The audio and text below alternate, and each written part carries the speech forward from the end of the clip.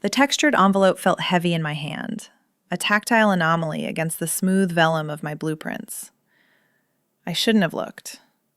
The handwriting was familiar, sharp and jagged, but the ink bled through the thin paper just enough to betray a secret. I can't keep living with her while craving her touch. The phrase hit me like a physical blow, shattering the carefully constructed platonic illusion of our 2-year cohabitation. I couldn't unread it. Then, the distinct metallic scrape of a key turning in the lock froze the blood in my veins. The door opened, and the air in the apartment instantly felt too thin. I deal in precision. I am an architect of clean lines, load-bearing walls, and structures designed to withstand pressure. Melanie is the opposite. She is a musician, a creature of chaotic vibrations and midnight melodies that bleed through the drywall. For 2 years, our apartment has been a study in coexistence. My organized drafting table standing in stark contrast to her sprawling collection of vinyl, tangled guitar cables, and half-written lyrics scrawled on napkins. We built a landscape of shared boundaries, a comfortable silence that I foolishly mistook for safety. But safety is just a construct, easily demolished by a single moment of negligence. The mail had been mixed in with a roll of schematics for the downtown library renovation I was managing. I was sorting through invoices when the letter slid out. It wasn't addressed to me, but the return address belonged to her sister, the one person she told everything to. And there, visible through the envelope's cheap translucence, was the response to a confession I was never meant to hear. It wasn't just that one sentence. It was the context implied by the response, a confirmation of a hidden, agonizing desire that Melanie had been nursing in the room right next to mine. It painted every late-night conversation and every shared glance in a new, terrifying light. The shock didn't manifest as disgust. It settled in my chest as a heavy, molten realization. It was the sudden understanding that the electricity I often felt when we brushed past each other in the narrow hallway wasn't static. It was resonance. I stood there, the paper trembling slightly in my grip, realizing that my own suppressed attraction had been answering a call I hadn't let myself hear. I had built walls to keep everything in its place, but the foundation was flawed. The silence of the apartment transformed.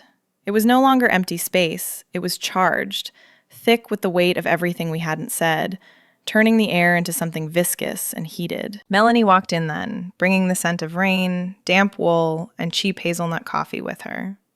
She was humming, a low, distracted sound that usually made me smile. She kicked off her boots, the thud echoing too loudly in the sudden tension, and shook out her umbrella. "Hey, did the electric bill come? I swear I paid it," she asked, her voice casual, warm, completely unaware that the power dynamic had shifted entirely beneath her feet. She looked at me, her eyes bright and unguarded, and for the first time, I saw the hunger she usually masked so well.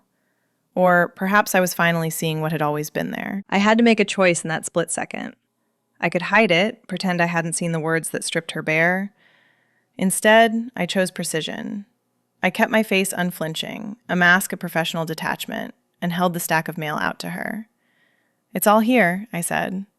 My voice sounded foreign to my own ears, too steady, too calm, betraying nothing of the storm behind my ribs. She reached for it, her fingers brushing mine. The contact seared, hotter than it had any right to be. I watched her gaze drop to the pile. I saw the exact moment she recognized the envelope. The color drained from her face, leaving her pale and exposed. Her hands trembled, a subtle vibration that traveled up her arms. She didn't look at me. She couldn't. The panic radiating from her was palpable, a frantic energy that clashed with my stillness. She muttered something unintelligible, clutching the letter to her chest like a shield, and retreated toward her bedroom. The door clicked shut behind her. It was a flimsy barrier, hollow core wood that did nothing to block the sound of her jagged breathing or the sudden, heavy silence that followed.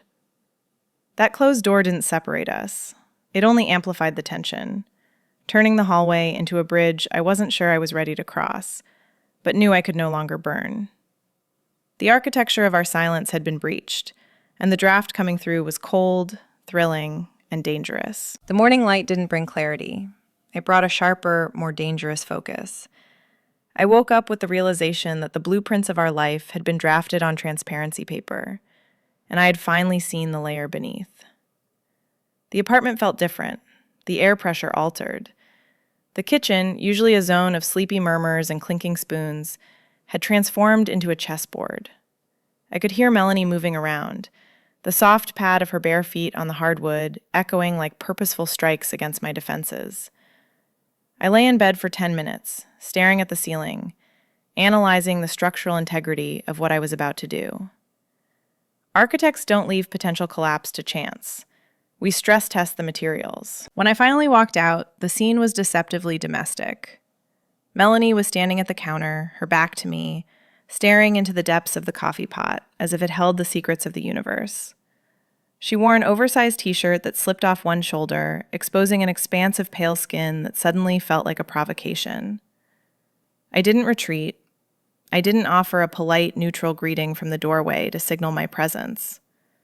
I walked in with the deliberate stride of someone inspecting a site, my movements calculated to disturb the peace. "Coffee?" I asked, my voice low, scraping the remnants of sleep. I didn't wait for an answer. I moved into her space. Usually, we performed a clumsy, polite dance around the kitchen island, a choreography of avoidance designed to keep our bodies from grazing. Not today. I stepped right up behind her, close enough that the heat radiating from her body hit me in a tangible wave. I reached over her shoulder for a mug from the cabinet above. My arm boxed her in, a deliberate siege of her personal space. The sensory detail was overwhelming. The scent of her hit me. Sleep-warm skin, the lingering trace of her lavender detergent, and something sharper, anxious, and human. I saw the fine hairs on the back of her neck stand up. Her breath hitched, a tiny fractured sound that was louder to me than the grinder whirring in the corner. I lingered there, my arm suspended, casting a shadow over her. I wasn't just reaching for ceramic. I was reaching for a reaction. I let my forearm brush against her shoulder, a friction that sent a jolt of static through us both. "You're quiet today," I murmured, leaning in until my lips were inches from her ear. "Usually you're humming by now. Or breaking something." She gripped the counter, her knuckles turning white against the dark granite. "Just thinking," she managed, her voice tight, constrained. I pulled the mug down, but didn't step back. I stayed in her orbit, refusing to yield the territory. "Dangerous thing," I said, keeping my tone deceptively conversational. "Thinking too much about things you keep hidden. The pressure builds up, causes cracks in the foundation." The double entendre hung there, heavy and wet. I watched her profile. Her pupil blew wide, swallowing the hazel iris, a biological betrayal of the indifference she was trying to project. She turned then. It was a risky maneuver in such tight quarters. We were chest to chest now, the air between us compressed to a thin, volatile layer. She looked up, and the fear I expected was there, yes, but it was braided with something else. Defiance. Hunger. She didn't shrink away. She tilted her chin up, exposing the vulnerable line of her throat to my gaze. "Some things," she said, her voice dropping an octave, vibrating through my own chest, "are better left unspoken until you're ready to deal with the noise they make when they break." It was a challenge. She wasn't just pining in secret anymore. She was daring me to acknowledge the elephant in the room. I held her gaze, unflinching. The architect in me assessed the load-bearing capacity of this moment. It was holding. In fact, it was demanding more weight. She wasn't looking for an exit. She was looking for an entrance. She was waiting for a signal, and for the first time in 2 years, I was finally broadcasting on her frequency. "I like noise," I countered, letting my gaze drop to her lips for a fraction of a second before snapping back to her eyes. "If it's the right kind." I finally stepped back, breaking the circuit.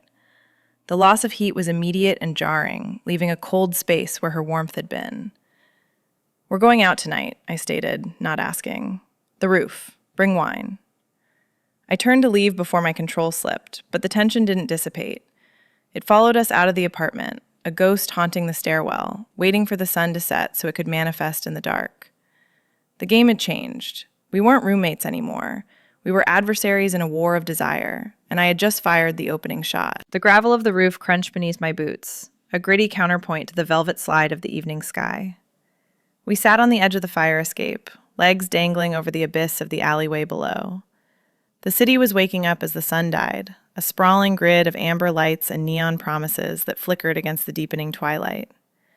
It was a landscape of steel and ambition, indifferent to the small, private war waging between two women sharing a bottle of cheap Merlot in plastic cups. Melanie sat cross-legged, the wind whipping strands of her dark hair across her face. She didn't brush them away. She looked wild up here, untethered from the domestic constraints of our apartment. The skyline behind her was jagged, a broken jaw of skyscrapers, but she was the most dangerous thing in my line of sight. "You actually came up," she said, her voice competing with the distant hum of traffic. She poured the wine, the dark liquid splashing against the rim. The act felt illicit, juvenile, and incredibly charged. "I told you I liked the right kind of noise," I replied, taking the cup. Our fingers brushed, a deliberate collision this time. I didn't pull back. "This view is structured chaos. It suits us." She laughed, a sharp, nervous sound that didn't quite reach her eyes. "Us? Since when is there an us in your structured world, Elena? You live in blueprints and load-bearing capacities. I live in 4-4 time and late rent checks. You're safe. I'm a liability." I took a slow sip of the wine. It tasted like oak, tannins, and inevitability. "Is that what you think?" I asked, turning to face her fully. "That I'm just straight lines and safety? That I don't look over the edge?" "I think you like to know where the exits are," she challenged, her gaze dropping to my mouth before snapping back up. "I think you measure the drop before you even step near the ledge. You don't take risks, Elena. You calculate them until they aren't risks anymore. You build walls. You don't climb them." I set my cup down on the tar paper. The sound was swallowed by the wind. I leaned in, invading her space again, testing the theory I'd formed in the kitchen. I moved until I could smell the wine on her breath, until I could count the dusting of freckles across the bridge of her nose. "You have no idea what I measure," I said, my voice dropping to that low register that I saw made her shiver earlier. "You assume because I don't scream, I don't feel the burn. But architects know better than anyone that the strongest structures are under the most tension. It's the quiet ones you have to watch for stress fractures." She stopped breathing. I could see the pulse jumping in her throat, a frantic bird trapped under skin. "You think I don't know what it's like?" I whispered, leaning closer until I was close enough to count her eyelashes. To want something I shouldn't? To wake up every day and stare at a wall I built, knowing I'm the only one with the sledgehammer? To see the thing I crave right in front of me and force myself to look away? Melanie's reaction was visceral. She didn't retreat. She didn't make a joke to deflect the weight of my words. Instead, she leaned into the challenge. Her hand, usually so restless, moved with sudden, terrifying purpose. She placed it on my knee. Her palm was hot, searing through the denim of my jeans. Her grip was firm, ghosting upward just an inch, a question asked in the language of skin and nerves. "Then break it," she dared, her voice barely audible over the wind.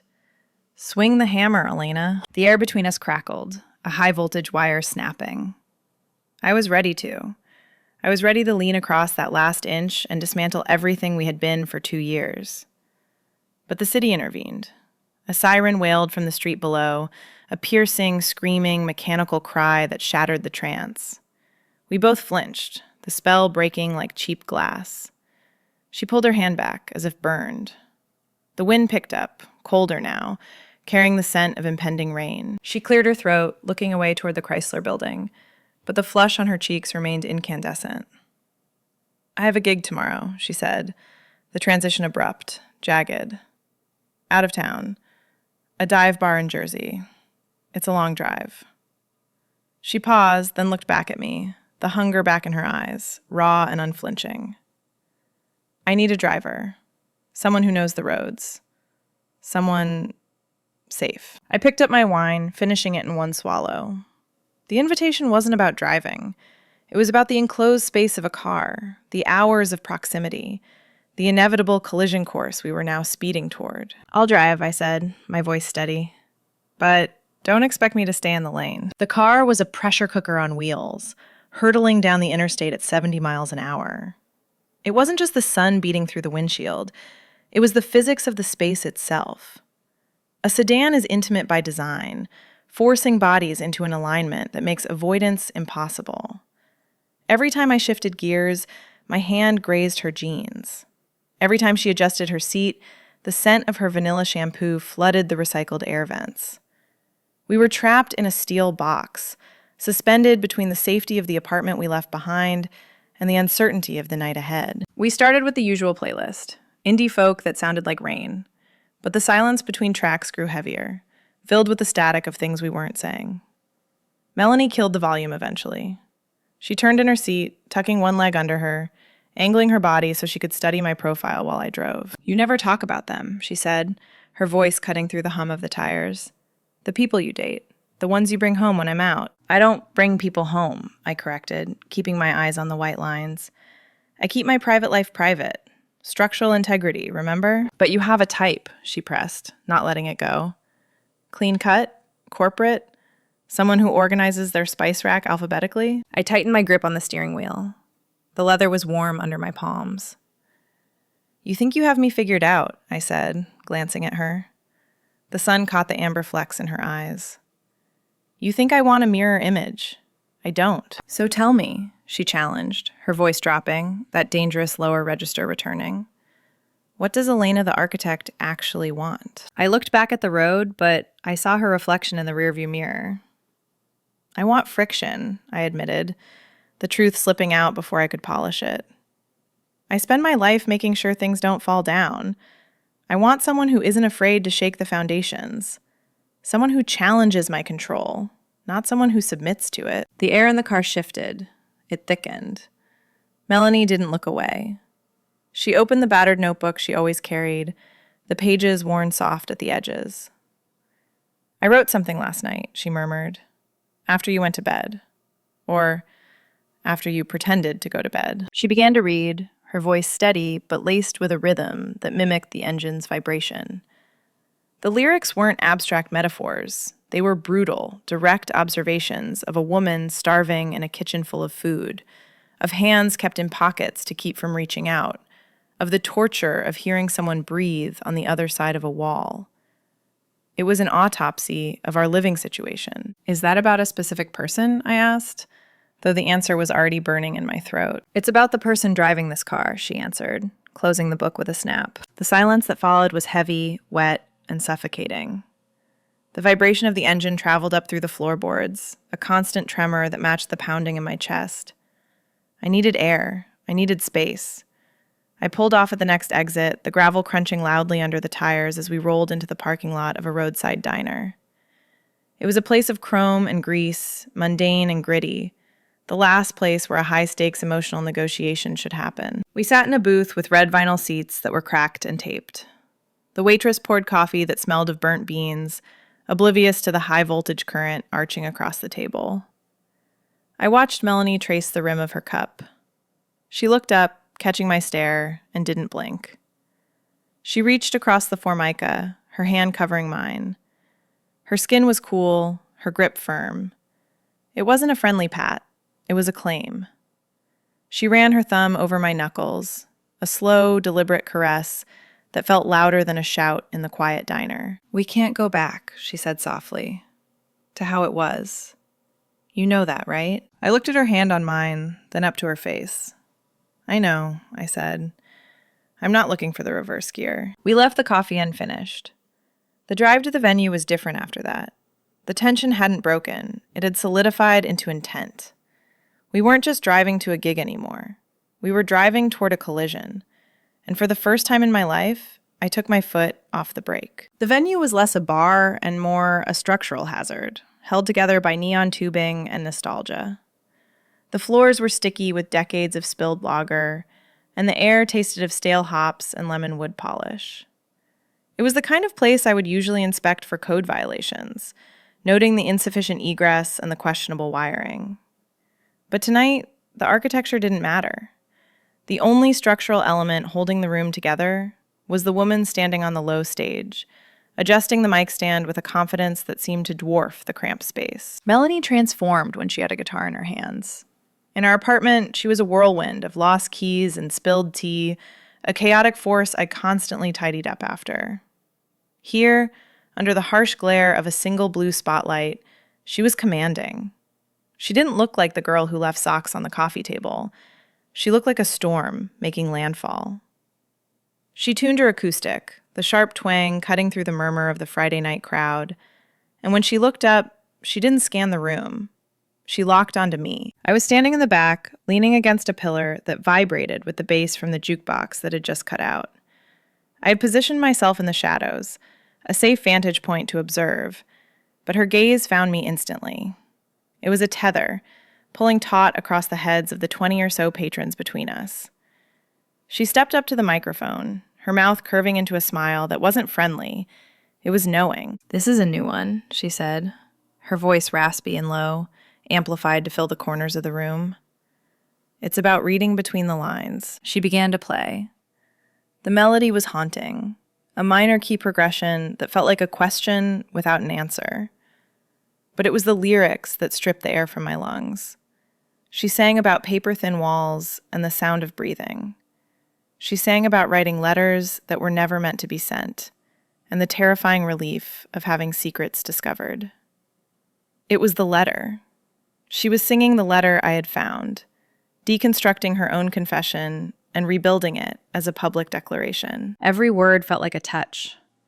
I stood frozen, my hands clenched in my jacket pockets, feeling a heat rise in my chest that had nothing to do with the lack of ventilation. It was possessive. It was a sudden, fierce realization that everyone in this room was watching her, hearing her bare her soul, but I was the only one who held the cipher to decode it. They heard a song about unrequited love. I heard a direct challenge to the boundaries I had so carefully erected. A hand touched my elbow, breaking the trance. I flinched, turning to find a man standing too close, a bottle of beer extended in offering. He was smiling, a generic, hopeful expression that curdled instantly when he met my eyes. "Let me buy you a drink," he shouted over the music. "You look like you're waiting for someone." I didn't just decline. I dismissed him with a sharpness that surprised me. "I'm not waiting," I said, my voice cold, precise. "I'm watching." I turned back to the stage without waiting for his reaction, my focus snapping back to Melanie as if gravity demanded it. I didn't have the bandwidth for polite social friction. My entire reality had narrowed to the woman sweating under the lights, singing about the ache of proximity. When the set ended, the applause was enthusiastic, but I barely heard it. I watched her unplug, her chest heaving, her hair plastered to her forehead. She handed her guitar to the sound guy and moved through the crowd. She didn't stop to accept the compliments from the locals. She cut a straight line toward me, riding the high of the performance. She stopped inches from me, smelling of adrenaline, cheap hairspray, and the bar's smoky haze. Her eyes were wide, pupils blown, searching my face for the verdict. The air between us was volatile. "Did you hear me?" she asked, the question breathless, loaded with double meaning. I didn't answer immediately. I reached out, grabbing her wrist, and pulled her into the darkened alcove near the emergency exit. The noise of the bar faded into a dull roar behind us. I crowded her against the rough brick wall, my hand moving up to cup the back of her neck. Her skin was damp, hot to the touch. "I heard everything you didn't say," I whispered, my thumb tracing the pulse racing beneath her jaw. I heard every line. She leaned into my touch, her eyes fluttering shut, her body trembling, not from fear, but from the release of tension.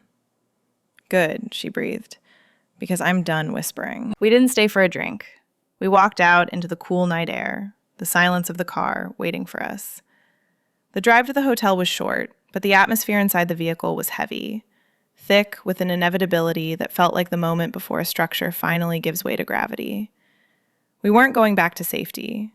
We were heading straight for the collapse. The hotel room door clicked shut behind us, sealing us inside a space that felt less like a guest suite and more like a pressure chamber.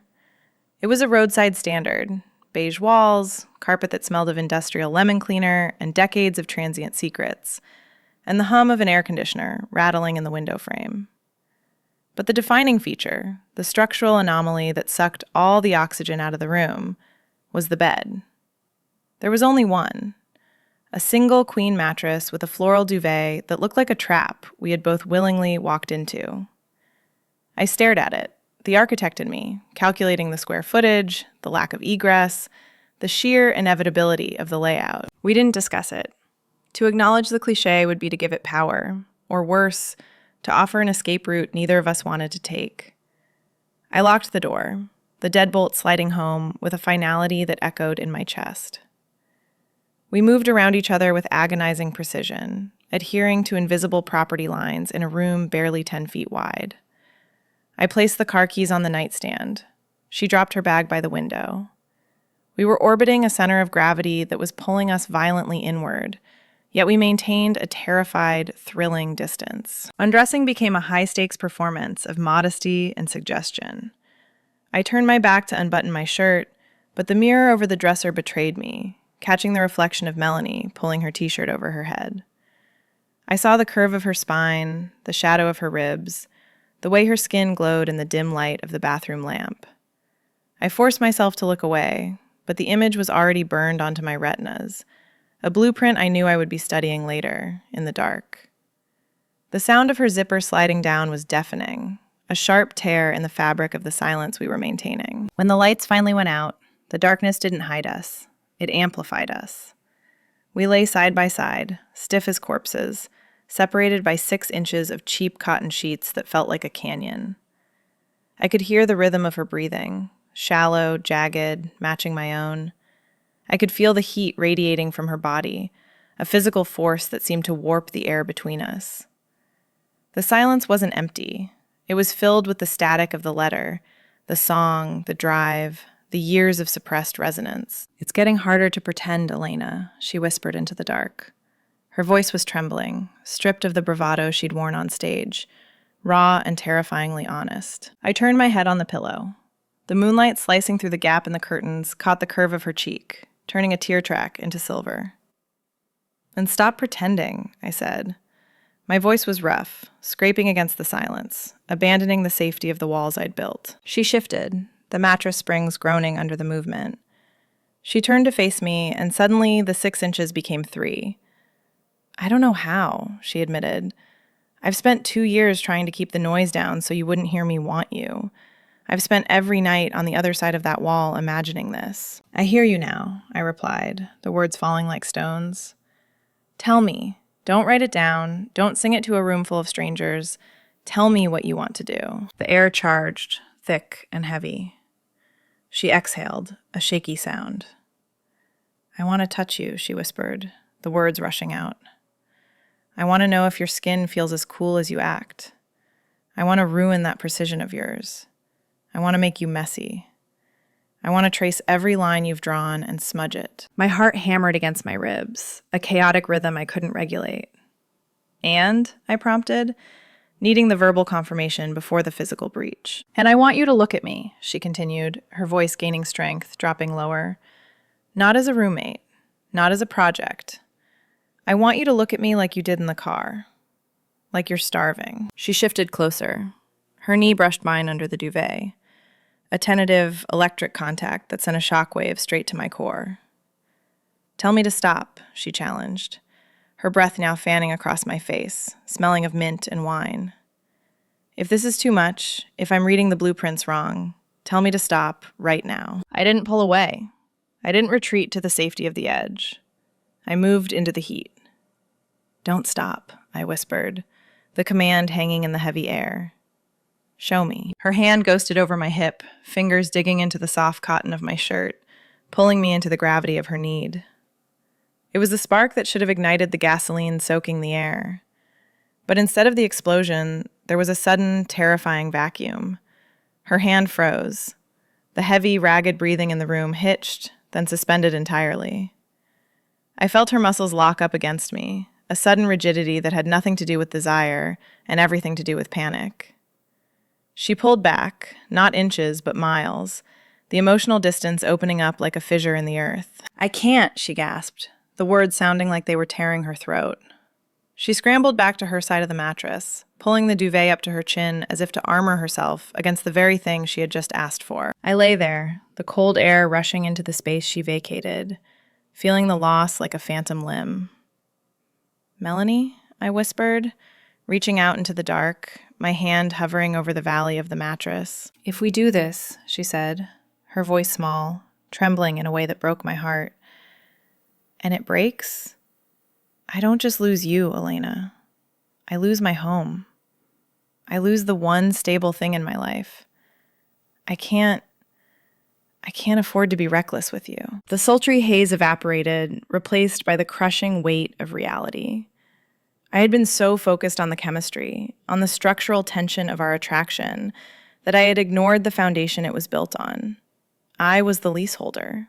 I was the steady paycheck. She was the artist living gig to gig. The risk for me was heartbreak. The risk for her was total collapse. The mood shifted instantly from the intoxicating heat of the almost to the sober, heavy gravity of the what if. We didn't touch after that.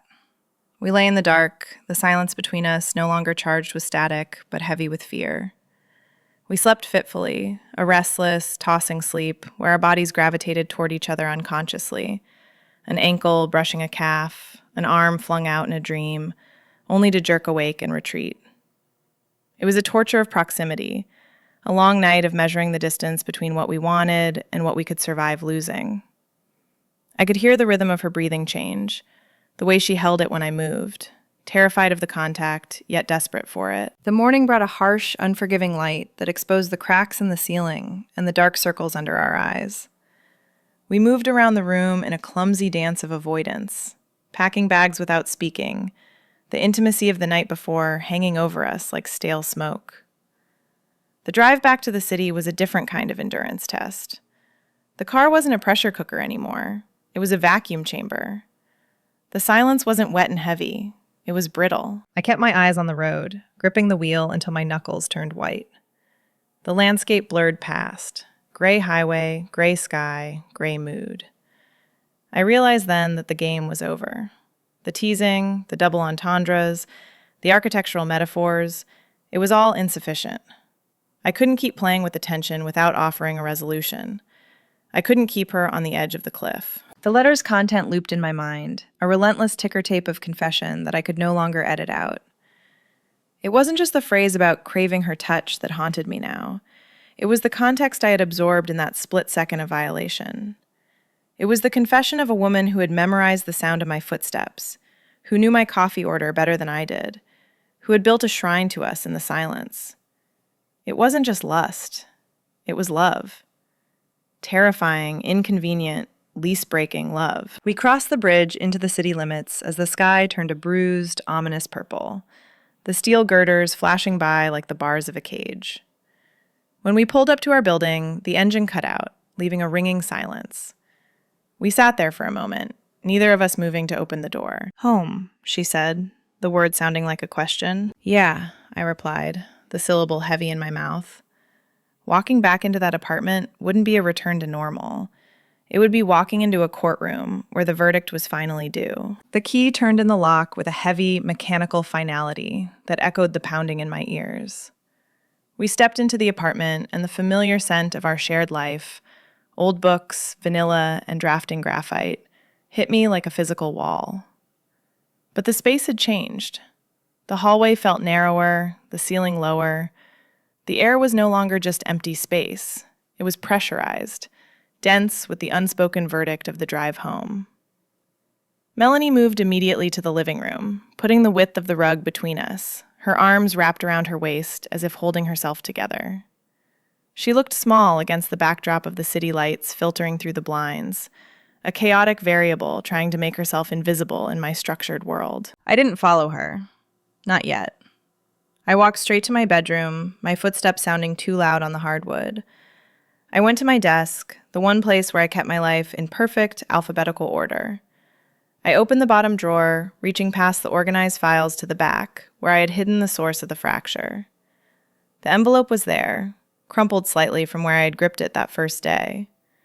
Touching it again felt like touching a live wire. It was the evidence of the crime, the blueprint of the collapse, and the only key I had left to unlock the door she had slammed shut in the hotel room. I walked back out, the paper burning against my palm. Melanie hadn't moved.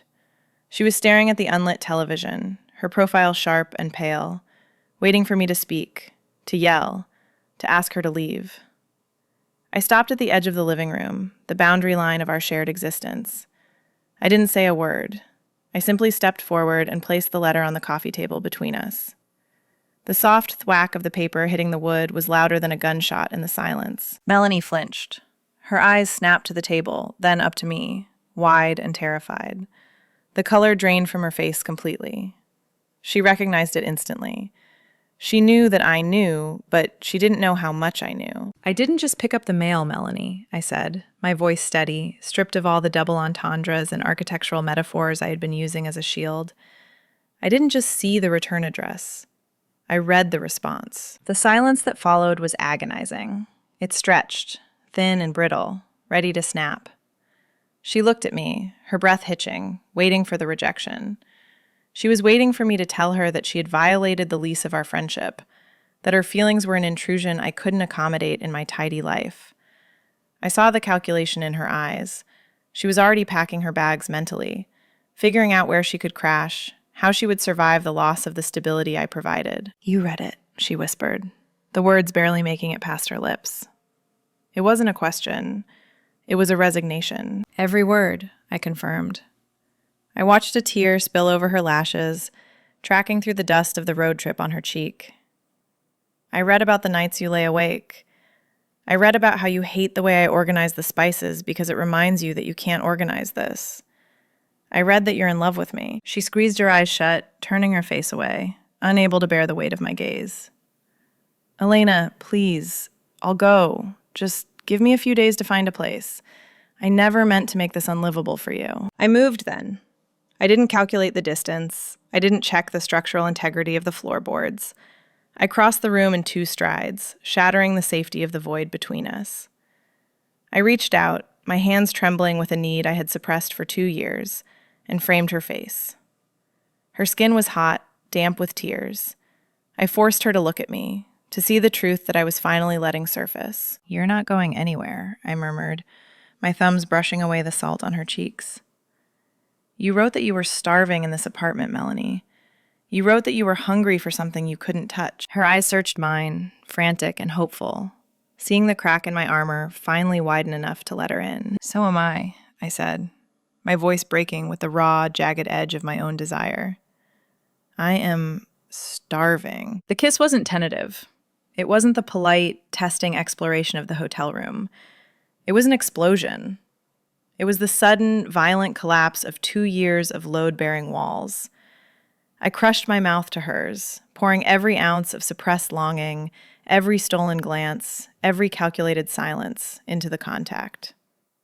She made a sound, a desperate, broken sob, and melted against me, her hands tangling in my hair, pulling me closer until there was no air left between us. We weren't roommates anymore. We were the wreckage and the fire, finally burning together. The aftermath wasn't the explosion. It was the settling dust. We ended up tangled on the vintage velvet couch, limbs woven together in a knot that defied structural logic, but felt perfectly stable. The apartment was quiet around us, but the quality of the silence had changed again. It wasn't heavy or charged anymore. It was warm, breathable.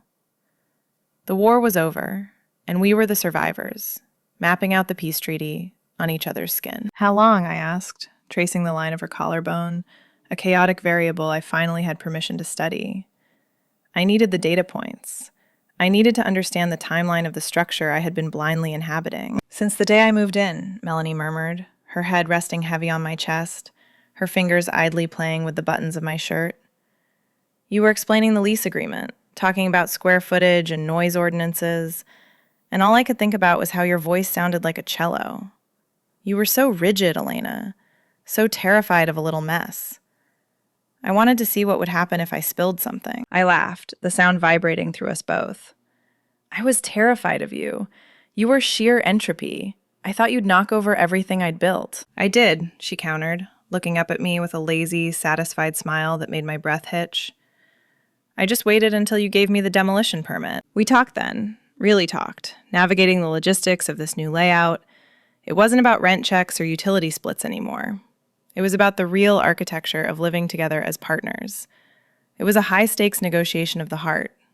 I admitted to my blindness, to the denial I had plastered over every crack in my resolve. She admitted to the agony of the silence. We agreed to new terms. Total transparency. No more letters hidden in invoices. No more songs sung to strangers about things we were too afraid to say in the kitchen. If there was a structural issue, we would address it before the ceiling caved in. Later, the light shifted to the golden hour, turning the dust motes into suspended gold. Melanie sat on the floor, her back against the sofa between my legs, strumming a soft, open chord on her acoustic guitar. It wasn't a sad song this time. It was tentative, hopeful, a melody being written in real time. I sat with my sketchbook open on my knees, but I wasn't drawing buildings or elevations. I was sketching the curve of her neck, the way her hair fell over her shoulder, the tension in her hands as she found the notes. I realized then that the unexpected thing I had found in the mail wasn't the letter itself. It wasn't the scandal of a secret crush or the drama of a hidden desire. It was the depth of the connection that had been growing under the floorboards the entire time. I had spent 2 years thinking we were parallel lines, running side by side, never touching, defined strictly by the distance between us. But we weren't parallel. We were intersecting vectors, destined to crash. And the collision hadn't destroyed us. It had created something complex, resilient, and real. We were no longer two people sharing a lease. We were a shared structure, built to weather the storm. The sun began to set, casting long, bruised shadows across the floor. But the fear that had haunted the drive home was gone. The architecture of our life had changed. It was no longer about walls and boundaries. It was about open concepts and shared weight. That night, we performed a final ritual. I placed the crumpled letter in a ceramic bowl on the coffee table. I struck the match, and we watched the paper curl into ash, the secret burning away to leave only the truth. The boundaries are gone now, replaced by a terrifying, beautiful proximity. If you've ever found something that dismantled your world only to build a better one, subscribe and tell me your story in the comments.